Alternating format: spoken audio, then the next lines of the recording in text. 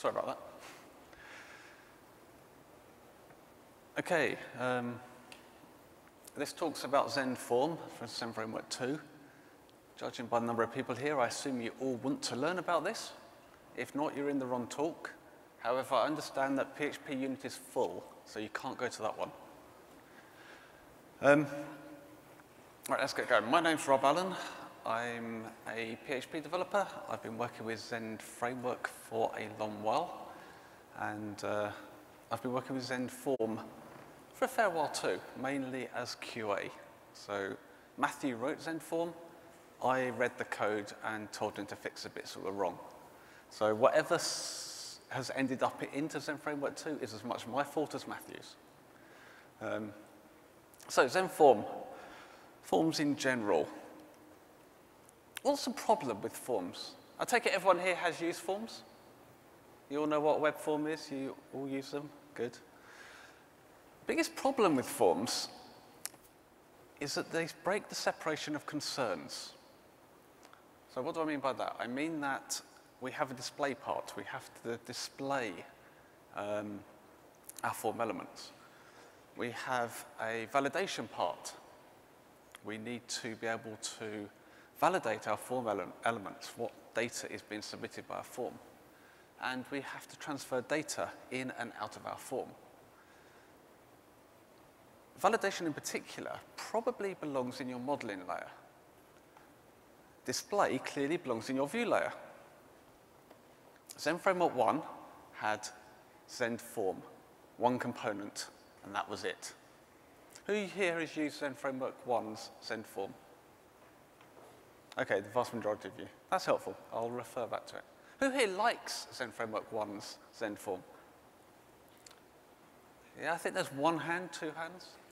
Of the three people who actually like Zend Framework's form, who liked the decoration system? Oh, we have one. We have one. I like it as well. So there's two of us who liked decoration. But as you can tell, out of all these people, there's a tiny percentage who liked the decoration system. So Zend Framework 1 had a number of problems. Forms themselves are fairly difficult. So in Zend Framework 2, we've split stuff up a bit. So we've now got multiple parts working together rather than one big ZendForm component. We've now got a form object for the form itself and its elements. We have an input filter for handling validation. We have view helpers for rendering form elements. And we have something called a Hydrator for handling data transfer. So the net result of that is that we can now put different bits in different places within our application, should we so wish. So let's start with ZendForm. ZendForm is a bridge between the model entity and the view. So it's the component that you will extend from to define your elements, field sets. It's a container object. It holds an input filter. It holds data transfer methods. It doesn't do that much in effect. It mostly proxies through. Elements themselves, we have all the elements from Zend Framework 1. So we've got the text element, we've got text area, we've got buttons, we've got hidden fields, checkboxes, all the things you expect. HTML5 has come on the scene now. So we've also got things like number, date, range, things like that. We also got CSRF element for helping to mitigate cross-site request forgeries. And we've got capture elements to hopefully remove some spam. How successful those are debatable, of course. Zend InputFilter. This is the component that handles all the filtering and all the validation of your forms. We had a similar component in Zend Framework 1 called ZendFilter Input. So we've taken the old ZendFilter input and improved it and swapped the words around. So it's now the input filter. And that's where we do all our validation. We have view helpers. We render a form using view helpers nowadays. So we have a form view helper for open and closing tags. we've got an individual view helper for each element, i.e. form hidden, form text area, form checkbox, etc. We have form label for each label. Form element errors to display validation messages, and a few convenience helpers are knocking around too. No decorators. The decorators are gone. You never need to worry about decorators again. Of course, you have to type one nowadays. Data transfer.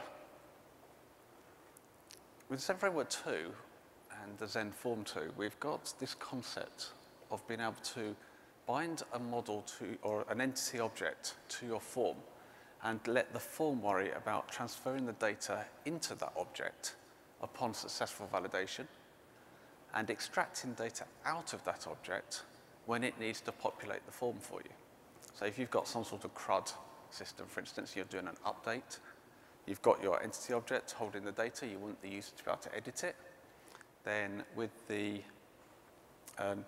data transfer, the hydration system, you can tell the form, just pull the data out of that object, please, and display it. We don't like controlling which particular way you write your objects if you want them to work with ZendForm. So we have a pattern which allows us to have multiple strategies for extracting that data out of your entity. And the three strategies we supply are an array-based one called array serializable, one that looks at object properties, and one that looks at class methods, getters and setters. So we'll talk about those a little bit later. That's it for the theory. I'm not big on theory, so that's all the slides on theory. Let's look at some code. From now on, this is a very code-heavy presentation. You have to be awake. You have to look at the slides. There is code on them. Pay attention. This is the simplest form I could come up with. I'm open to suggestions for an easier form that actually does something. So here we've got a retrieve password form. It's got a single input field, it's got a single label, it's got a single button, and it will actually do something useful, assuming you have forgotten your password. HTML looks something like that. What I like about this form is that I could fit the HTML code on the slide. There's not very much of it. There's an open tag for the form. There's a label, 2 inputs, and a closing tag. Everyone can write code like that, can't they? That all looks familiar? Good. This is what the form definitions will look like within your code. So this is ZendForm 2 code. We're in PHP 5.3 or higher, so we're using namespaces. Is everyone here familiar with namespaces? Reasonably good, okay. So we've got a namespace. You're going to use ZendForm form. We create our class. Our class is called retrieve password. It extends ZendForm. We have a constructor. We call through to our parent's constructor because we've extended, and we give it a name of retrieve password, or retrieve PWD in this case, so that it fitted on the slide better. And then we define some elements. So an email element would look something like this. Now you're going to see this pattern a lot, particularly in Zend Framework, where we use a configuration via arrays or traversables. But in this case, we're using an array. So there's an add method for adding your elements, and then you pass it an array that defines your element. You can also do this programmatically, so you could instantiate a ZendForm element email object, set all its properties, and then add that object directly to the form. But you will discover that people tend to use the array format. It's less typing. I'm a big fan of less typing. The less typing means I make less errors. Less errors is always good. So, an element must have a name. In this case, the name is email. You've got a type, which is the element class that is going to be instantiated behind the scenes for you. You've got some options for it, for instance, a label, and you can have some attributes, such as an ID in this case. Submit element will look exactly the same. So we've got a name, we've got a type, and we've got some attributes, all quite consistent. If we want to get our form to display, we've probably got a controller with an action involved. So in this case, my action is called new password action. And inside there, I instantiate my form, and then I return an array with my form object attached to the word form there as a key. I don't know if you know Zend Framework 2, but that's a new way to attach things to your view. So in Zend Framework 1, we had a view object. You just attach things to your view object. Zend Framework 2, you don't do that. You return a key value pairs in an array, and they turn up in your view. So as I've returned form like that, in my view, I have this dash greater than form. So now I can render my form. As you can see, there's an awful lot more code in the view script than there would have been in Zend Framework 1. In Zend Framework 1, this entire slide would say echo this dash form, and that would have been it. That was the power of decorators. We liked that. Well, I liked that. However, this is way more flexible and gives you way more control, and is also very explicit. So you can actually see what is going on. If you want to put definition tags around all your elements, you can go and do so. You don't have to, though. Please, you do not have to use definition lists. So what we've got going on here is that we can set our action attribute to the URL. We prepare our form, then we render it. So I've got open tag, then I echo my form label, I echo my form input, I echo my form element errors, then I've got my submit button, then I've got my close tag. As I say, it's very much more explicit than in Zend Framework 1. We like this. There's quite a lot of repeat work involved, though. You know, you're going to want to label, you're going to want to render your input, you're going to want to render your errors for every single element, and they're probably going to look very, very similar every single time. So we have some convenience helpers knocking around, and one of them is form row. And form row simplifies those three particular view helpers and renders them for you. So you can simplify your rendering to one view helper per element. So in this case, echo this form row, form get email, and that will render out my email element along with the label and also any errors, if there are any.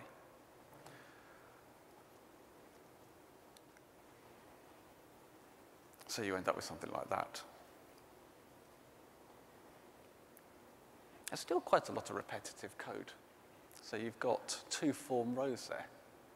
If you've got a form with sort of 30 elements, you've got 30 lots of form rows having to be put into your view script. So there's another view helper called form collection.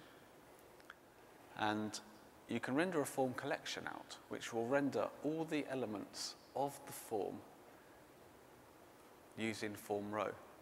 So essentially, it's a for each loop. It's not particularly complicated. So that is what a form render will look like nowadays. So to render our form, we have to have the open tag, we have to have the close tag, and we can render the entire collection of elements in one go. So that's not too difficult.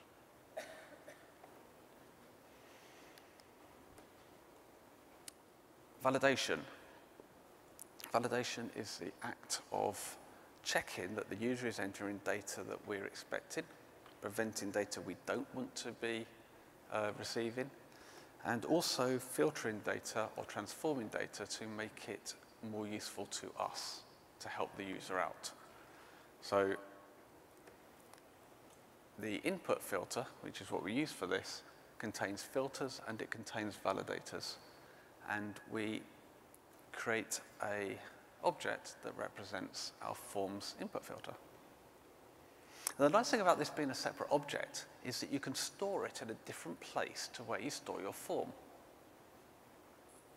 Because you can use your input filter for more than just validating form elements. You can validate any mechanism, any data that you want to put into your entities. So I can put my input filter with my modeling code in my model layer. It's independent of my form object, so it's reusable. Creating one is remarkably simple. So again, we've got a constructor. It looks very much like the way we did the form. And we use the add method again. We pass in an array. We must have a name for each input. The name must match. If you have a field in your form called email, then make sure the field in your input filter is also called email. It's not going to work otherwise. We can define whether it's required or not by setting the required key. Then we've got our filters, and then we've got our validators. A filter changes the data that the user enters. String trim, strip tags, convert to only allow numbers through, only allow alphanumeric, whatever. They are changing user data. Validators are yes/no questions. Either this data is an email address or it is not an email address. If it is not an email address, then we fail the validation. We don't try to turn it into an email address. So you must understand the difference between a filter and a validator. To actually use your input filter, you need to attach it to your form. This is one mechanism to do it. So within my action, I've got my form object, and then I can call setInputFilter on my form and pass in an instance of my filter. Obviously, if I want to process this data, then I need to check for whether we have a post request. So if this is a post, I can then set the data in the form from the data in the post object. So you've got a bit of ZendFramework's request objects going on there.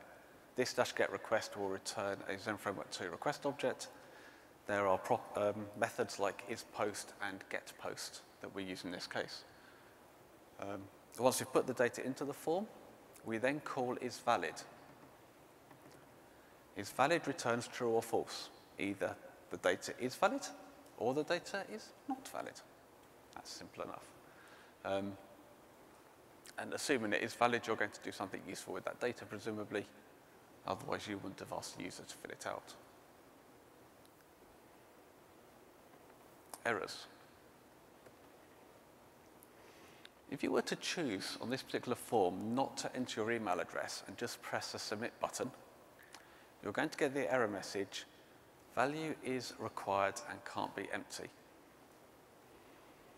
If you put in an email address of test, you're going to get an error message of the input is not a valid email address, use the basic format local part at hostname. Under no circumstances let your users see that message on your website. It is horrible. It was written by developers, clearly. There is no one who uses your website who understands what that message is. So do not display it to them. So that's the obvious segue into how do you change the message? You change the message in your input filter because it's a validator. And when we specify our input filter, we can specify some options. So the options we want to specify in this case are the messages. The messages are all the text that the validator will return in the case of an error. Each possible error message that a validator can return has a key, a unique key name. It's just an arbitrary string that is used to allow you to change the message. So in this particular case, the message key that I want to change is email address invalid format. That's a general structure. You have the name of the validator followed by the particular error message in question. So email address and validator, invalid format is the particular name of this error message. And then I can change the message to whatever I like. For instance, your email address is invalid. Slightly more politer. Help the user out. Be nice to them. They're filling in a form and nobody likes filling in forms. The required message is slightly more complicated. If you remember, we did required equals true in our validator. And behind the scenes, what actually happened was that the input object created a not empty validator and attached it to the input for you. So just by setting required is to true, a not empty validator has magically appeared. So if you want to change the error message on that, you need to specify a not empty validator, and then you've got your options, you've got your messages, and then you can change the message itself.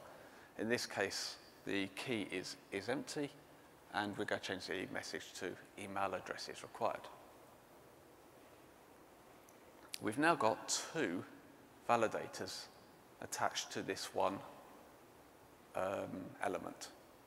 So we've got the not empty validator, we have the email address validator. If you don't fill in any text into that form field and you hit submit, you will fail the not empty validation.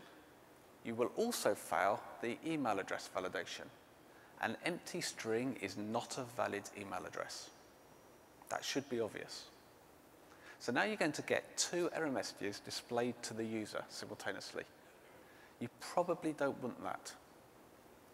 The key, break chain on failure, set that to true, and if that particular validator fails, any subsequent validators will not be tested. So as a general rule, you should set break chain on failure to true every single time you have multiple validators attached to an input element. It's fairly rare that you want to tell the user lots of reasons for failure, because generally they cascade. If you screw up at the first level, then the rest of the validators are going to fail anyway. Don't bother telling the user. It doesn't help them, it just makes them think that they've got lots wrong. Quick aside, there's a possibility and a fairly small use case that you may want to have a required field where an empty string is a valid input.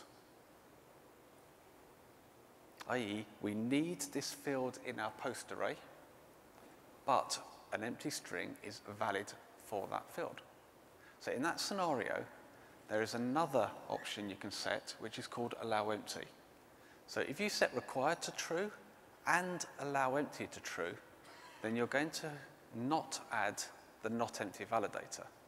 So it will allow an empty string into that element. It's not used very often, but if you have that particular scenario, that's how you get around it, because it took me ages to find it out when I needed it. That's why it's here. Okay, so we've rendered our form. We've managed to get some error messages up. We've managed to make the error messages look sensible. What about getting data in and out of our form? In ZendForm 2, we call this binding, and we use something called hydration, which is our terminology.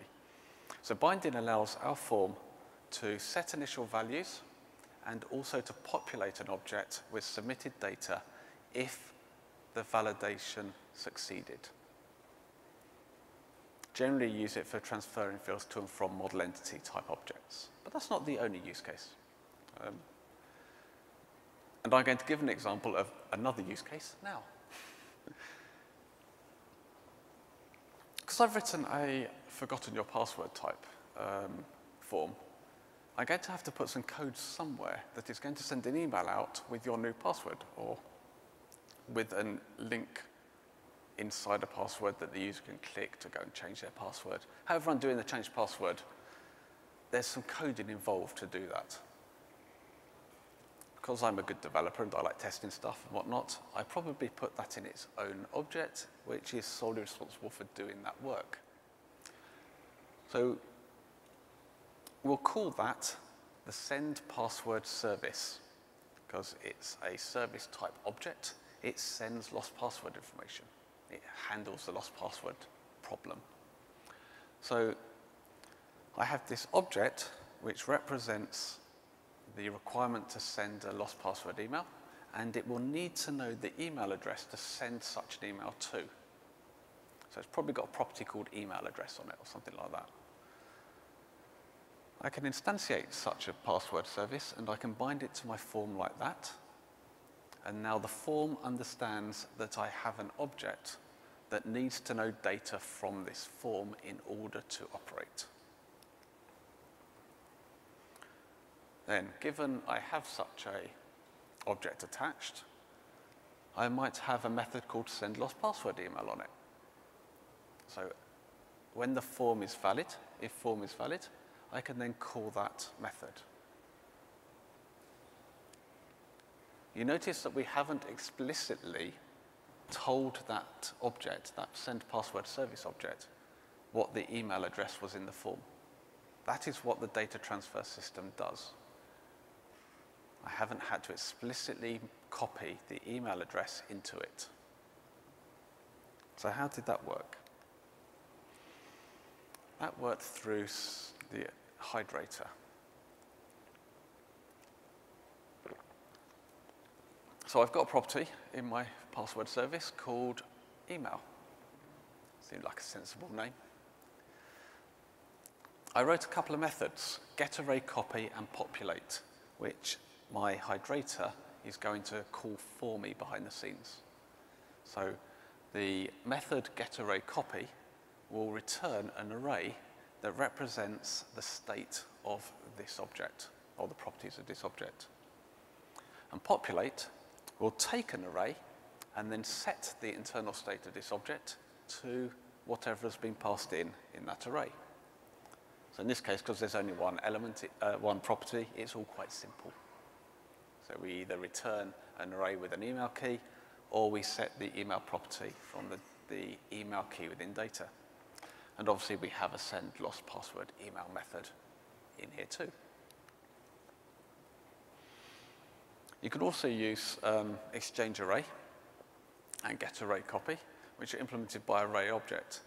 So if you don't want to implement those particular methods yourself, then you can use the SPL. And SPL has an object called ArrayObject. Extend from that, and you can immediately work with your email property directly within your class.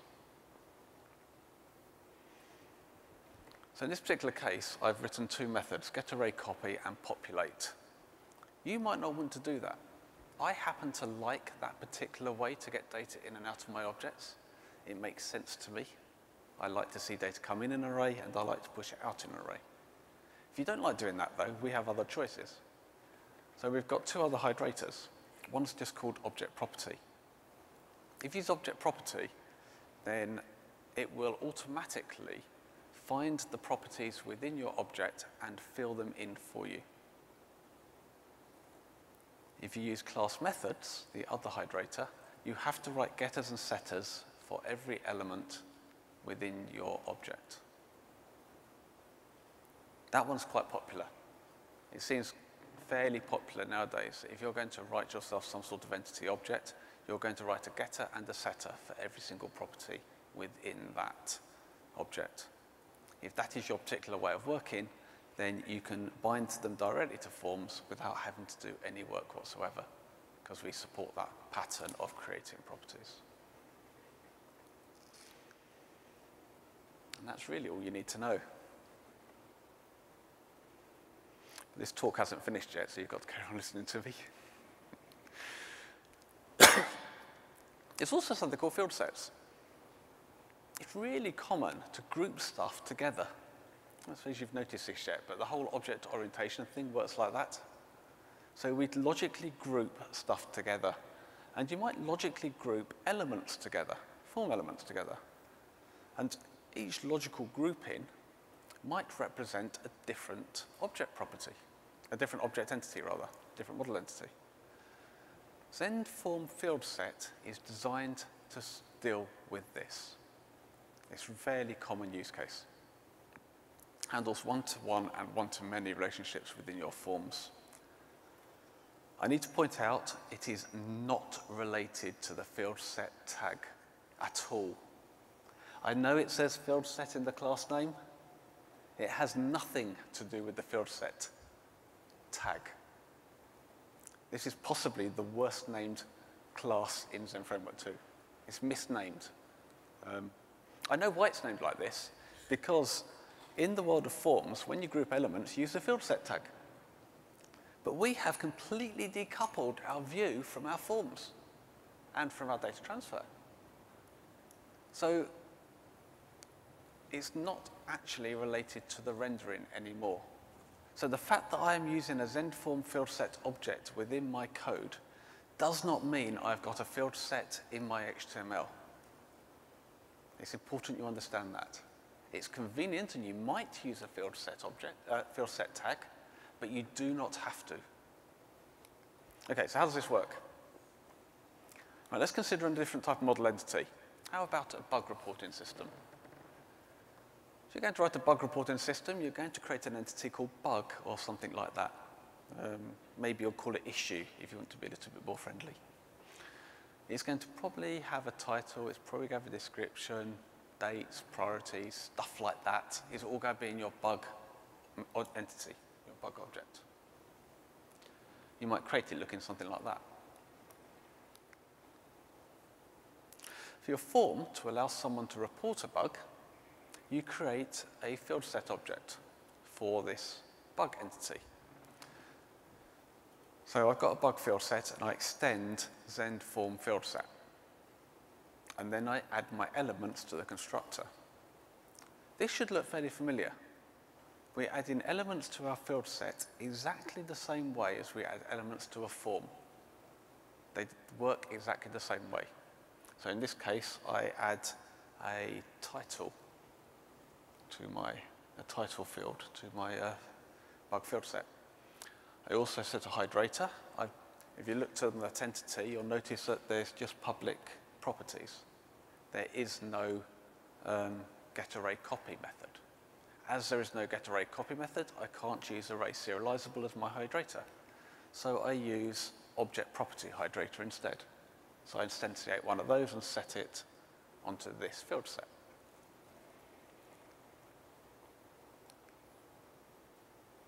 And I add my description as well, which is a text area. And presumably I would add some more, but you don't want to see me have 10 slides with just 10 more elements in it. You're going to need an input filter. This is the other way to do input filters. You know, I said earlier that you can separate your input filter from your form completely. You can put one in your model, and you can put one in with your form separately. Some people don't want to do that. Some people like their input validation to be right next to their form elements. Yes? No, I'm not one of those people. I like them separately. I think it is awesome that I can put my validation in my model layer, because that means I can reuse that validation for when I'm reading data out of the database, and I don't trust the database, so I'm reading it from web service. So I can read data from a web service. I can use an input filter for my entity in my model layer before I send that data into my entity object itself. I can reuse that filter for my form handling. I think that's really, really helpful and really useful, because I can write it once and use it twice. And I'm a really big favor of only writing stuff once and using it many times, because it feels like I'm getting more efficiency out of my code. So yeah, that's my preferred way of doing it. However, to be fair to the ZendForm system, that's not the only way that people like doing it. Some people do like their form sort of to be a self-contained thing. You know, it's got its elements, it's got its input filters, it's got its validation, all in one thing. So if you're in that kind of mindset, then what you can do on your form or your field sets is you can implement an interface. We like interfaces in Framework 2 to control behaviors like this. And the interface is called InputFilter Provider Interface. So that's a bit of naming convention stuff going on in Zen Framework 2. The word interface appears at the end of all our interfaces. So the name of this interface is really InputFilter Provider. So all I'm saying is that this particular field set also is an input filter provider. And an input filter provider, the interface for that, has one method in it called getInputFilterSpecification, which is a set of keys. It's a nested array. So you've got the name of each filter input, like title, description, priority, whatever. And then you've got the configuration of your input object. So your validators, your filters, whether it's required or not, things like that. So you set something up like that, and you've now got input filters for our BugFieldset. So we've now got a BugFieldset, which is a nice self-contained little bit of code that represents the form elements that are needed to submit a bug. You're still going to need a form. So we create a form called, this is our bug form. I'm not very imaginative with names, as you can tell. And our bug form, we simply set a hydrator, and there it is. We add our field set to our form. So now our form knows about all the fields that are needed to report a bug. We could also add other elements. So I'm adding a CSRF element here. Now the CSRF element has got nothing to do with reporting a bug, but I need one on my form. So I've separated out the elements that represent the data I'm interested in from the other elements of the form, like the submit button, the CSRF element, which are required for the form to be a well-behaved citizen on my website. So this is what I mean by logical grouping. So I've logically grouped my elements at the element definition level. The view script looks something like this. So this, again, is fairly familiar. We've got attributes, we've got the open tag, and then we extract the bug field set from the form, and we use form row to render the title, the description, etc.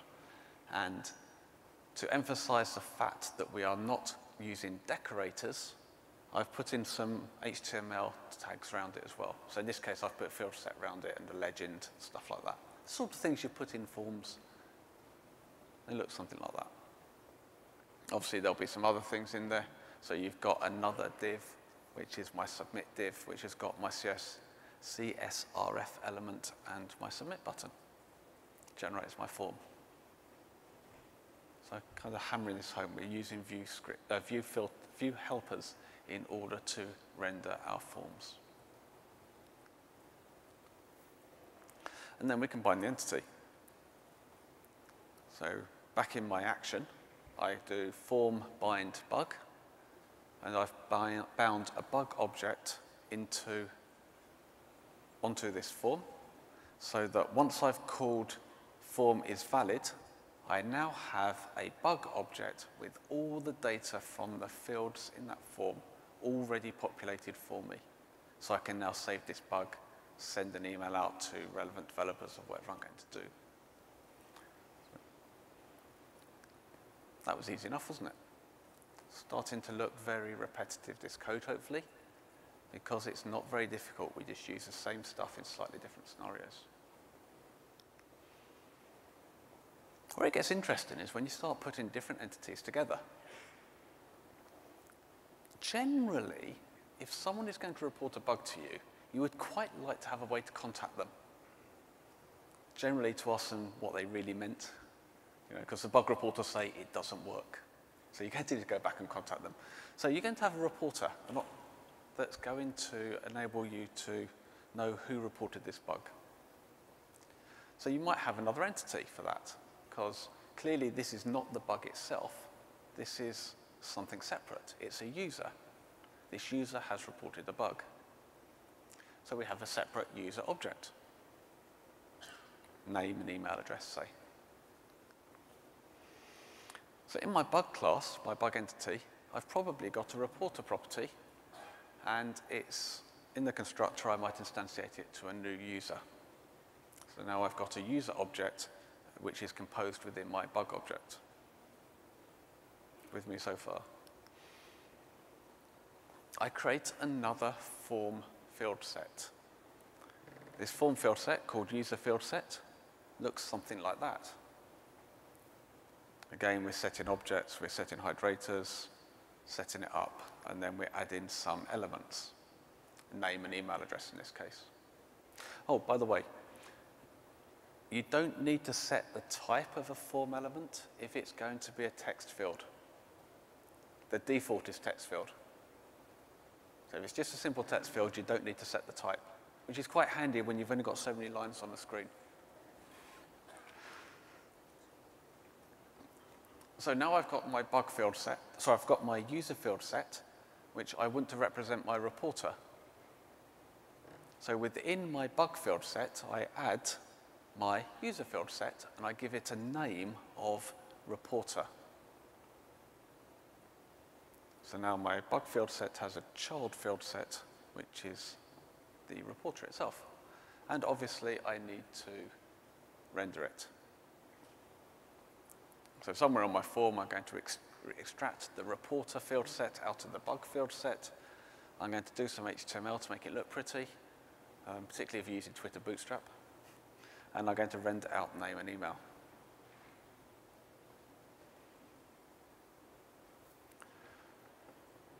That's it. There's no code needed to get the data from those fields into the user object, which is a property called reporter within the bug object. The hydration system will automatically know that you mean it to go into that composed sub-entity object. And what's really good about this is that you can reuse that user field set. It's a bug form. You've probably got an assigned developer to this bug form, this bug object. You've probably got an assigned QA person. Well, maybe you don't. You should have an assigned QA person. So now I can reuse my user field set and my user's object and my user input filter for 3 different logically grouped sets of elements within my form, without having to repeat any of the code. I just reattach the same field set into the bug field set with a different name. And the hydration system will automatically put the right data from the form into the right objects within your model entity set. It's really clever. I really like this. I think it's very flexible. It makes life much, much easier as a result. Does that all make sense? You've all been very quiet. I suppose it's because it's a really big room and you're all feeling intimidated. These are things I'm not going to talk about today, but ZendForm also does. There are collections where we can group stuff together in a many-to-many scenario. Annotations. If you don't like creating your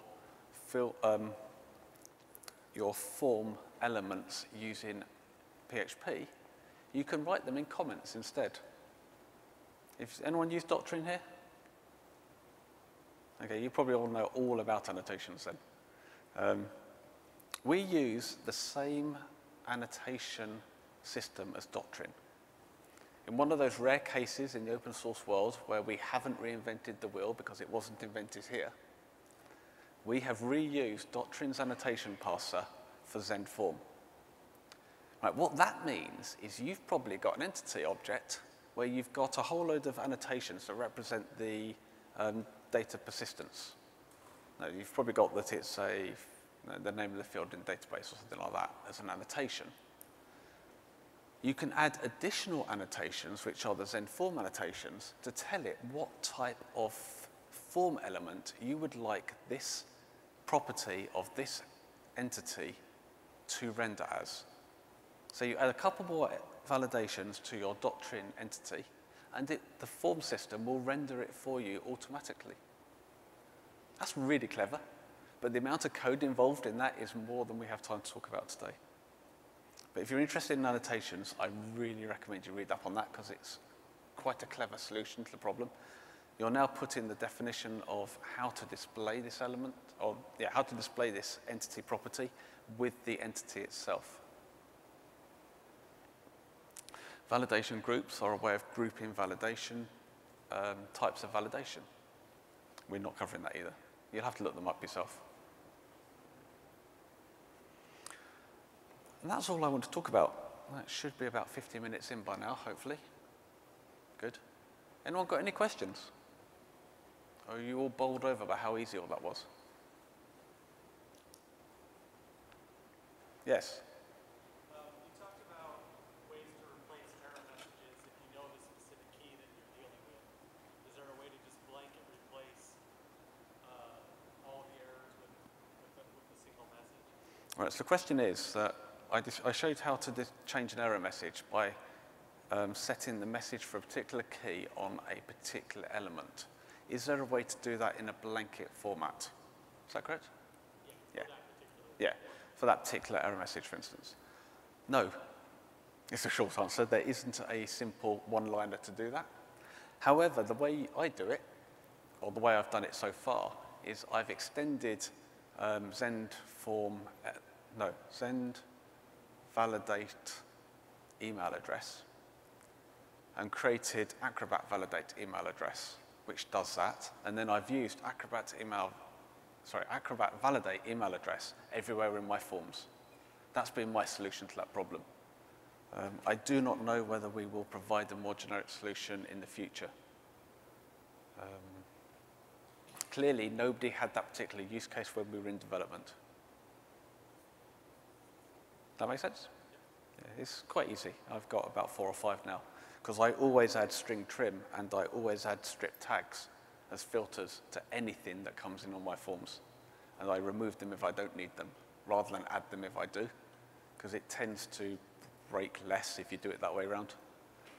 I can't remember the last time where some trailing white space was an acceptable input on any form I've ever written. So I automated that problem away as well. And that's quite easy. It's not difficult to do. But Zend framework itself doesn't do that for you. Any other questions? I can't see because of the bright lights. No, you're all really quiet. It's like there's been lunch or something. Okay, that's it then.